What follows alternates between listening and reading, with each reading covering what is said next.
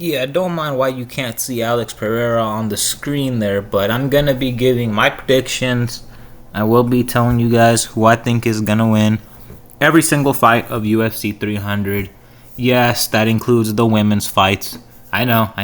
Alright, let's just get straight to it. Alex Pereira versus Jamal Hill. I like Jamal Hill. He's a good fighter, but I think I agree with what everybody's saying where he just throws a bit too wild. And I mean, while I do think he can reach out and catch Pereira while Pereira's leaning back, I could see it happening, but then again, yeah, no, I don't. Maybe if Hill didn't come off of an injury, because I was thinking Jiri could also beat Alex Pereira back then, but when I saw the fight, there was clearly ring rust type. Jiri looked a little slower, and I'm thinking it's because they got off of injuries, that were bad. And Jiri and Jamal, they had injuries bad enough that they gave up the belt. They vacated the belt, because they weren't going to be back soon. And I feel like with those kind of injuries, if he's 0.01% slower than what he normally would be, that could make all the difference. And Alex Pereira I think he's gonna be able to lean back enough from Jamal reaching, and as he reaches, he's gonna catch him with that left hook.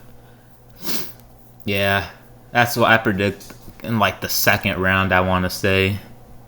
I think Hill might get rocked in the first, or he might even rock Pereira. But both of them being crafty and smart, whoever gets rocked in the first, I think is going to manage to survive. And in the second is when I think Pereira's finally going to get close enough. Like I said, I think Hill might overextend on a... I mean, he does like to switch stances. Let's see.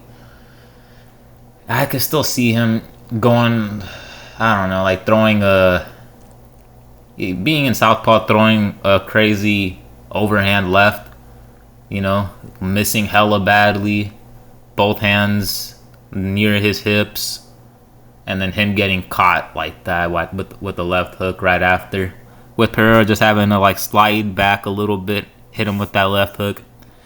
Yeah, I see left hook knockout for Alex Pereira in the second round. But like I said, if it was Hill at 100% healthy, which I don't think he is, I could see it going differently, but that's not the case.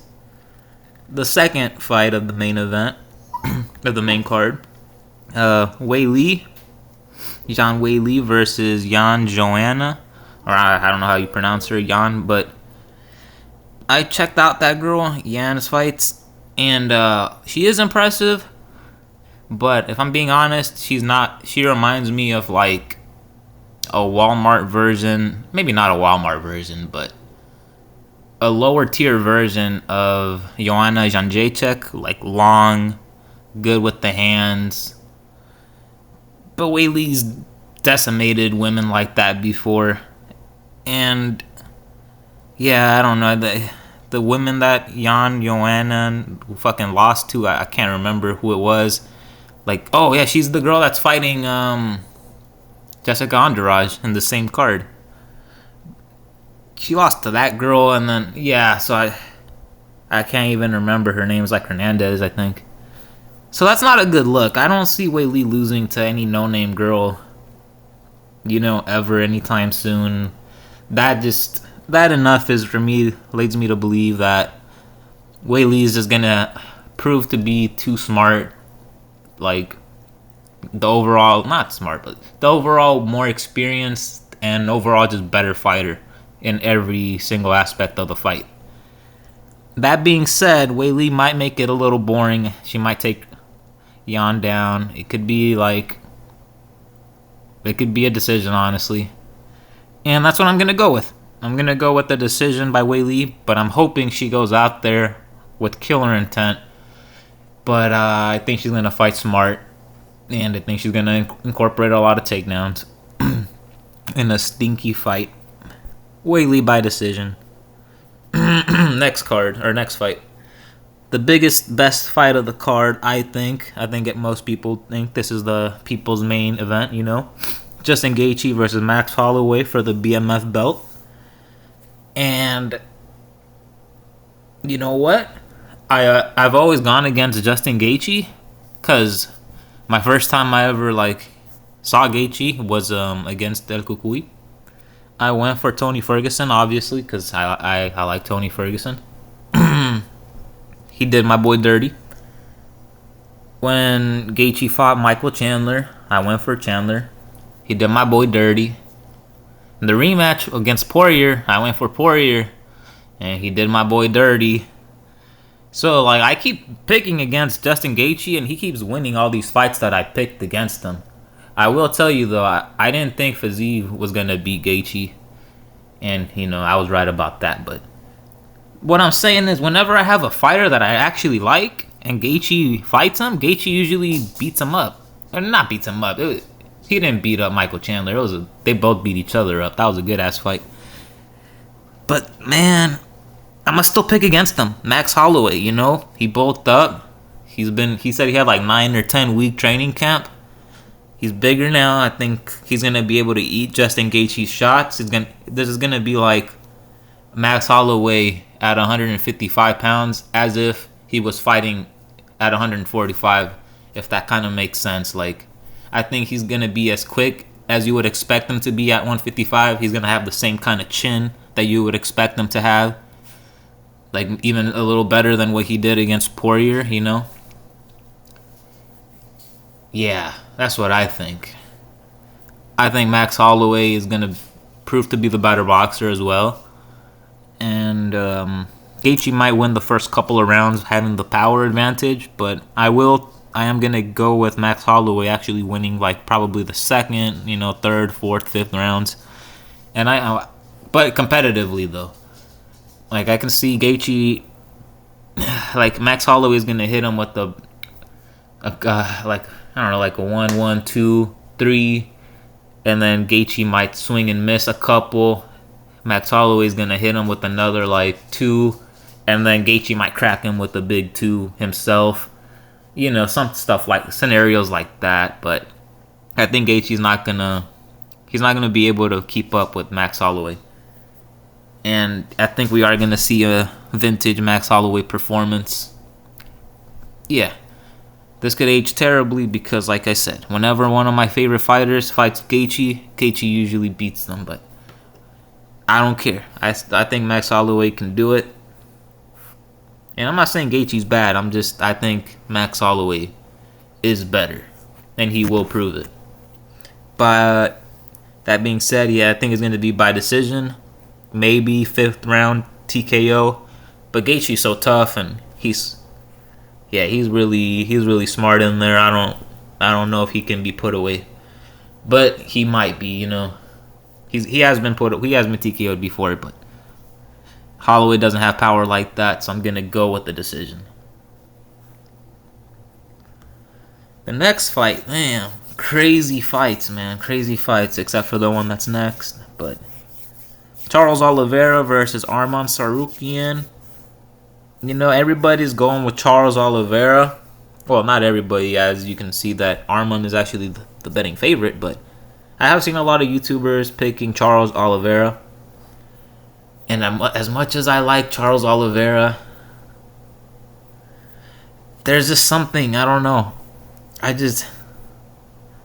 I see this fight being very similar to the Islam Makhachev fight, where Oliveira is going to try to impose his will.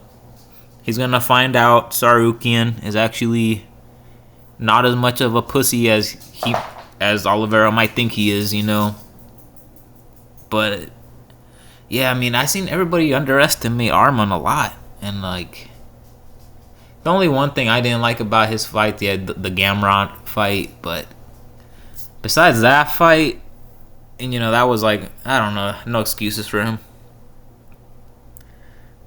But, shit, where was I? Lost my train of thought. Let's see, I just think Arman Tsarukyan will be able to hold his own in the grappling.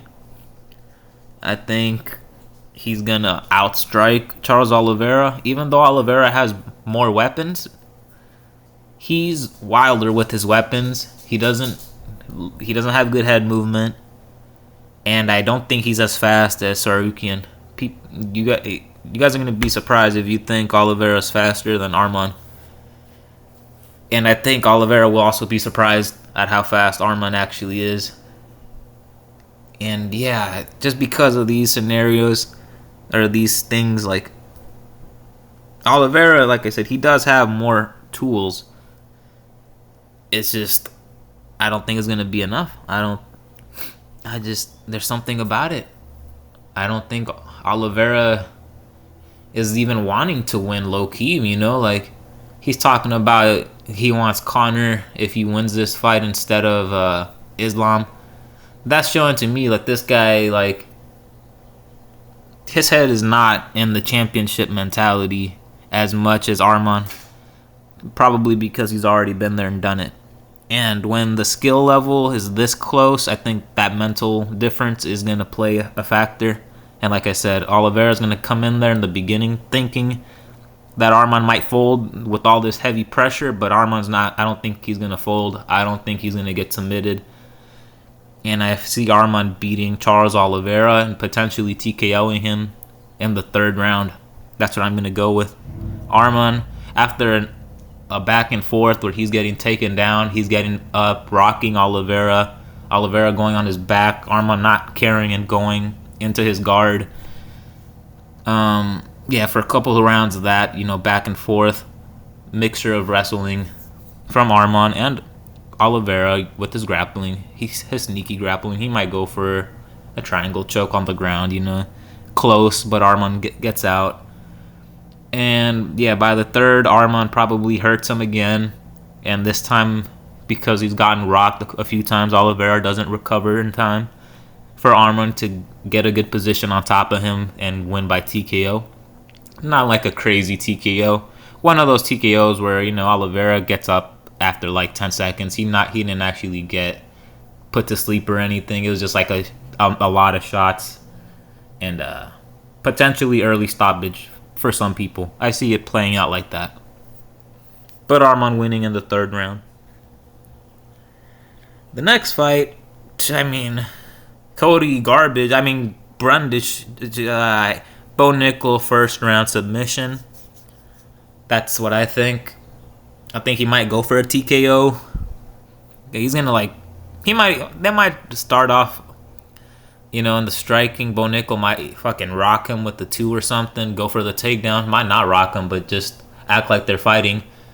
Stand up, go for the takedown in like 20 seconds. Beat the shit out of Cody down there, and then so Cody might try to, get up. And when he tries to get up, Bo Nickel actually gets his back and submits him. Yeah. People think... I think most people are going to go with like a TKO from Bo Nickel, but I think when he sees the back and he sees the neck wide open, he's going to go for it to prove a point.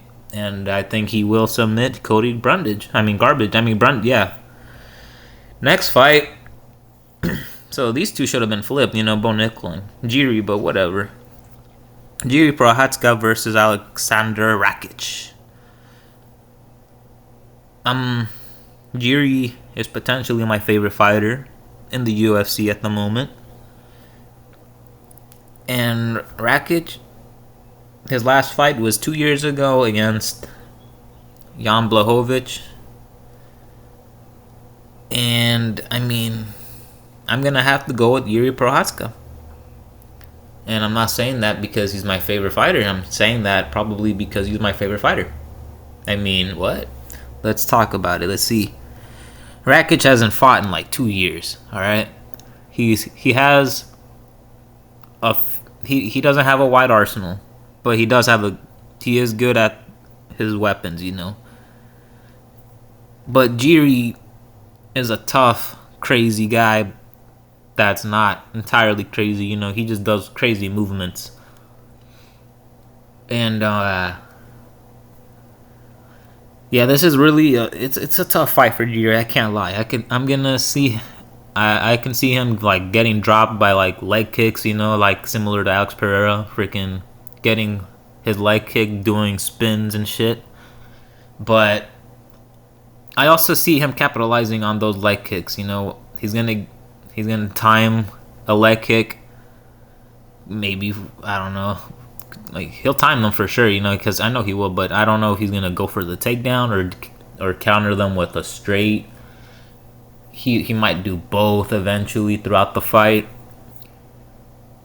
And honestly, with Jiri just coming off of that loss, I see him being more focused than ever. Not saying he wasn't focused on the last fight, but like I said earlier, Jiri seemed like slightly slower than he did in his previous fights, and that could have been due to the ring rust. I think it was, and I think he's gonna look a little bit quicker, a little bit sharper, punch a little bit harder in this fight. And Rakic, same. I think he's gonna experience that same ring rust that Jiri had against Alex, where Rakic is gonna be just a tad bit slower. Like his kicks, like I said, I think they're still gonna do damage, and he still could get like a head kick knockout. You never know. I'm not counting that out, because that could happen. But I think just because he's gonna be a little bit slower, Jiri's gonna find a perfect shot. Maybe not put out Rakic right away, but definitely hurt him and TKO him. And I can see this happening late in the first. I'm going to go with the late first round TKO by Jiri. And like I said, this is another one of those fights, though, where Rakic, if he was on like a win streak, no injury, you know, he hadn't come, and it wasn't 2 years off, and he was looking good in his win streak, I might have picked Rakic, but I'm going with Jiri Prochazka for this fight. Yeah, I think he's gonna catch him first round TKO with like 20 seconds left. He's gonna catch him maybe while he goes for a leg kick, drop him, and just get on top of him, because Jiri's gonna just see blood at that point, beat his ass up. Yeah. TKO. The next fight, Calvin Kattar versus Aljamain Sterling. As much as I like Aljamain Sterling, which, you know, I think he did beat Jan in the rematch, and he definitely beat Cejudo. Nothing about the Dillashaw fight, but he's a good fighter. He proved that he's solid everywhere, you know. That being said, he as solid as he is in the striking, he's nowhere near Calvin Kattar in the striking. Kattar's boxing is second to Max Holloway, but you know, he's still a really good boxer. I don't think Sterling is as good as a boxer as Kattar. Kattar, as long as that injury he had with his knee, if he see, that's the thing with these guys. Whenever they come off of injuries, I don't like to pick them, because you never know how they're gonna come back. You really have to find out during that fight. And he's one of the exceptions, though. I think unless Sterling manages to get lucky and like kicks his knee early on in the fight, and that actually like affects him, like mentally or actually physically again, you know, if it somehow affects Kattar, then yeah, I could see Sterling winning all day by Kattar being gun shy and stuff. But if Kattar has balls and his knee and nothing happens to his knees, you know, during the fight physically, I could see him just going up to Sterling, jabbing him up, hitting him with the 1-2s, you know, an uppercut maybe while Sterling's trying to get in there. And yeah, with an uppercut, I could see him stopping Sterling after that, TKOing him, ground and pound. But yeah, because I think Sterling might try to take Kattar down eventually. He might be able to get him up against the cage. He might try to get on his back.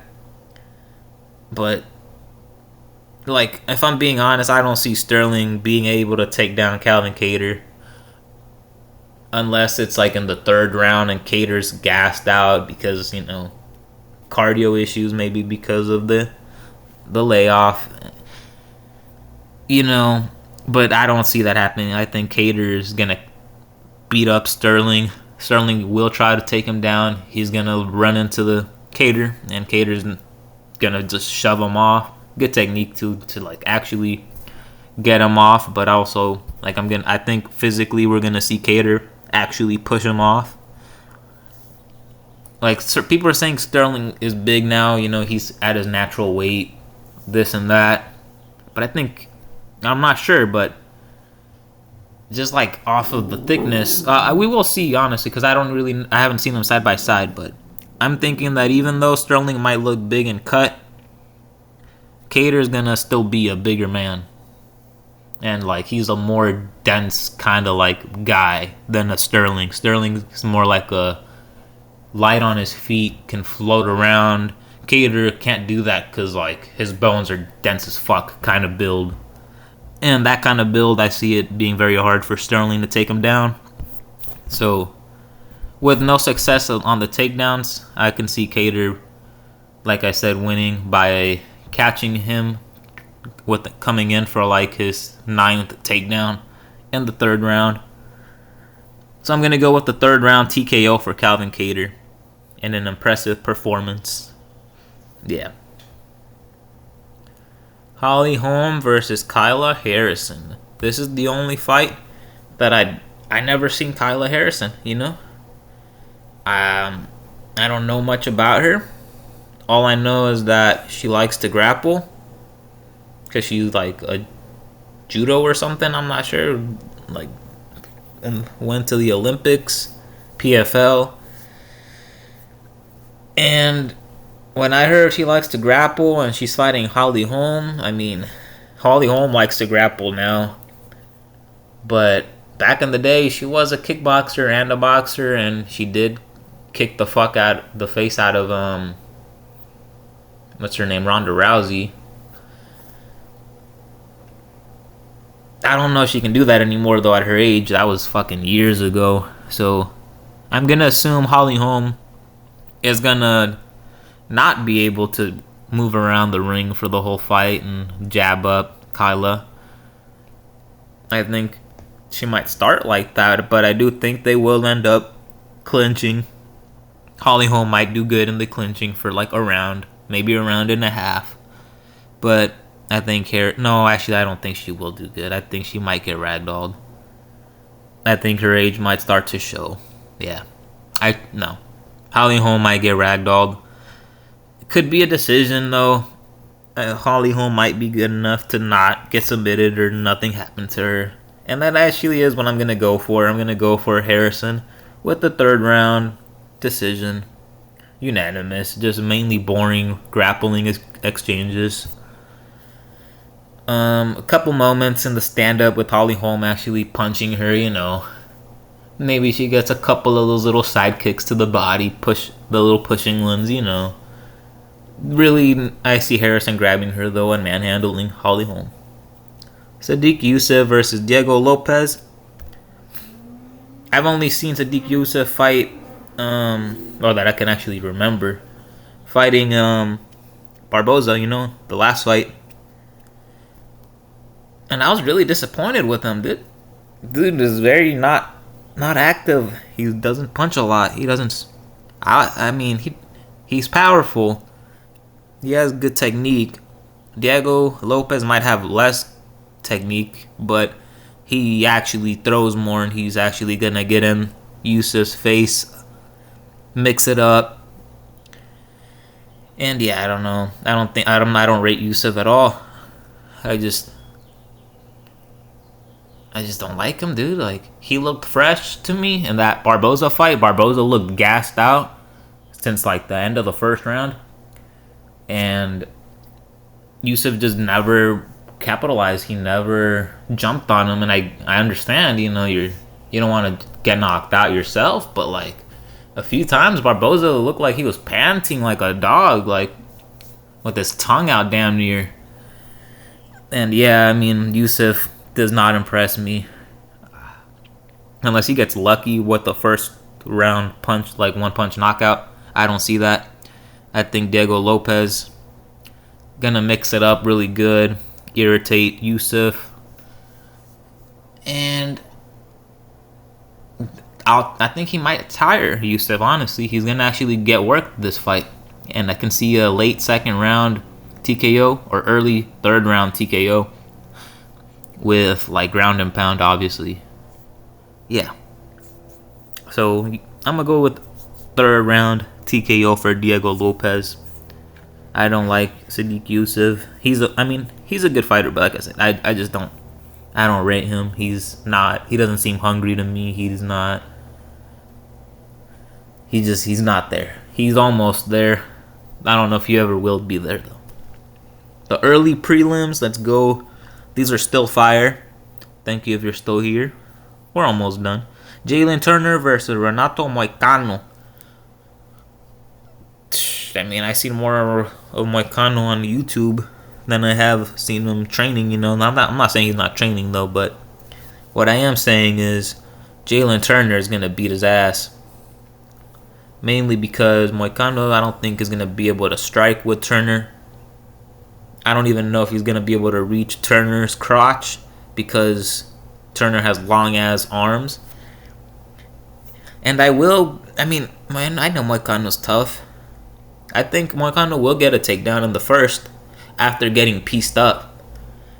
But in the second round, because of the damage he took in the first, he's going to walk right in there again, get pieced up again. And then in the second round, the takedown will not work against Turner. Turner will be able to stuff it. And if he's not, it'll be in the third round where after a few more punches, Moicano's really hurt, and now he really doesn't have enough energy to take down Turner. So yeah, I could actually see it more in the third round. This one I also see a third round TKO for Jaylen Turner. This one I do see it won't be from like a takedown, ground and pound. It's gonna be from Jaylen Turner punching Moicano, almost like sleeping him, and then ground and pound on the ground. Hopefully the referee actually pulls off Jaylen Turner after 2 or 3 punches.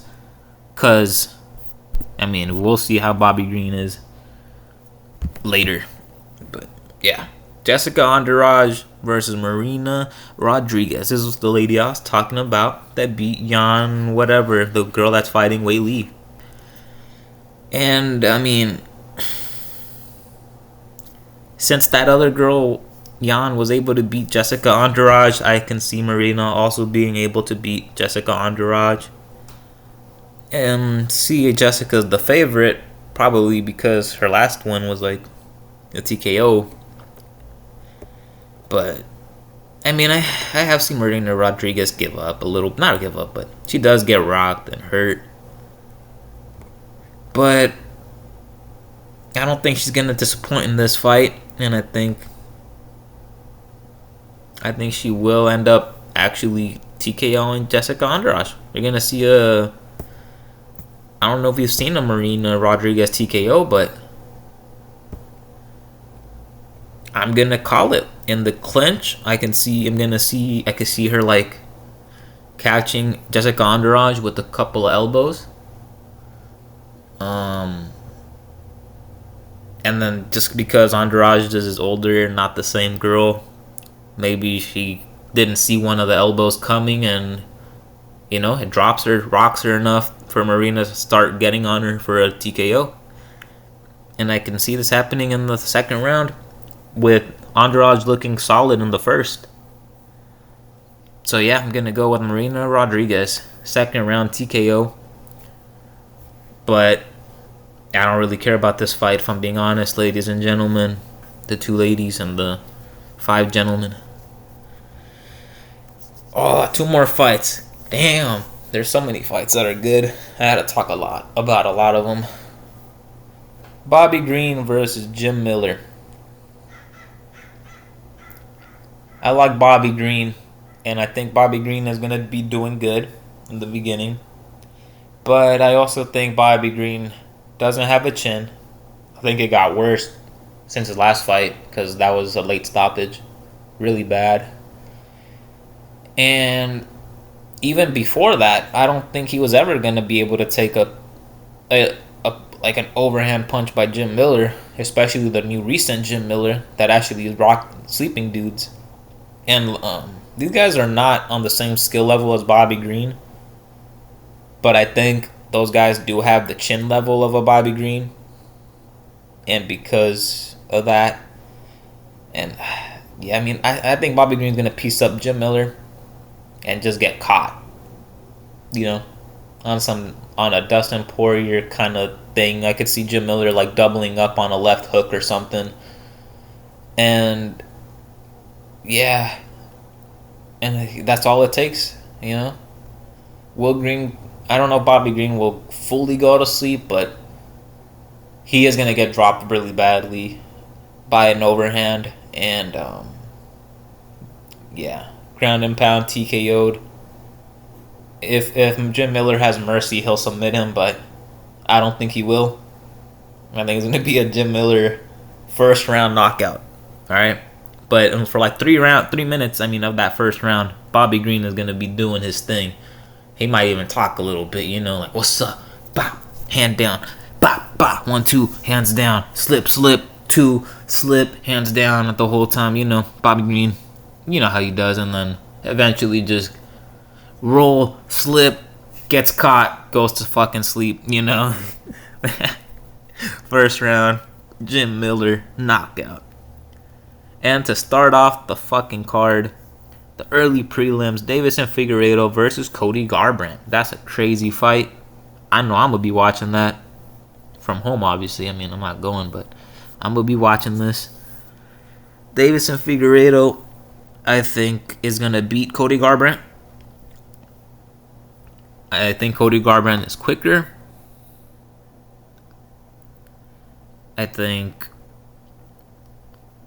skill for skill, like punch for punch, technique, Cody Garbrandt is better. And I also think Cody Garbrandt's chin is a lot worse than Deiveson Figueiredo's. And that's why even if they're in the exchanges and Cody Garbrandt manages to catch Figueiredo first, like in the first or second round, I could see Figueiredo, you know, falling, getting back up real quick, surviving a small onslaught of Cody Garbrandt. Maybe Figgy goes for a takedown. And then when it's Figgy's turn, when he eventually catches Cody one time, Cody might go for a takedown, but because he's so discombobulated, the takedown's going to be really dog shit. Figgy's going to just like shove him off of him, and Cody might try to get back up and go to sleep with Figueiredo like, I don't know, left hook, you know. But the one that'll put him down, I think, will be a right straight from Figueiredo. That's like his main power punch.